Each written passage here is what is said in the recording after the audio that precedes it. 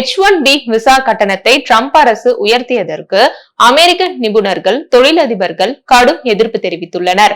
இதற்கிடையே இந்திய மென்பொறியாளர்களை ஈர்க்க அதிக நிபந்தனைகள் இல்லாத எளிதில் பெறக்கூடிய கே விசாவை சீன அரசு அறிமுகம் செய்துள்ளது. இது குறித்து சற்றே விரிவாக பார்ப்போம். அமெரிக்காவில் தற்காலிகமாக பணியாற்றுவோருக்கு H1B விசா வழங்கப்படுகிறது. இதற்காக கட்டணத்தை 1,32,200 ரூபாயில் இருந்து 88 லட்சம் ரூபாயாக அமெரிக்க அரசு திடீரென உயர்த்தியுள்ளது. இதன் மூலம் அமெரிக்க நிறுவனங்களில் இந்திய மென்பொறியாளர்கள் சேர்வதை தடுக்க மறைமுகமாக முயற்சி மேற்கொள்ளப்படுகிறது.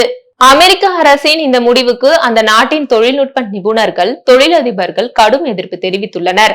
இது தொடர்பாக முன்னாள் மூத்த அதிகாரி எஸ்தர் கிராபோட் கூறும்போது, அமெரிக்கர்கள் மத்தியில் வெளிநாட்டு பணியாளர்கள் மீது கடும் அதிருப்தி காணப்படுகிறது. இது நாட்டின் நலனுக்கு எதிரானது.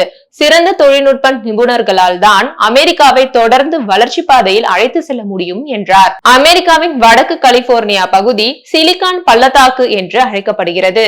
இது உலகின் தகவல் தொழில்நுட்ப தலைமையகமாக கருதப்படுகிறது.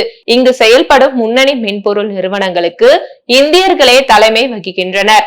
மேலும் சிலிகான் பள்ளத்தாக்கில் பணியாற்றும் தொழில்நுட்ப ஊழியர்களில் 25% பேர் இந்திய வம்சாவளியினர். NASA, space X, Google, Microsoft, Adobe, IBM உள்ளிட்ட முன்னணி நிறுவனங்களில் இந்திய வம்சாவளியினர் மிக முக்கிய பொறுப்புகளில் உள்ளனர்.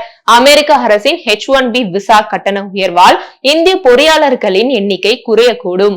இந்த வாய்ப்பை பயன்படுத்தி பிரிட்டன், சீனா உள்ளிட்ட நாடுகள் இந்திய தொழில்நுட்ப நிபுணர்களை தங்கள் நாடுகளுக்கு ஈர்க்க தீவிர முயற்சி செய்து வருகின்றன.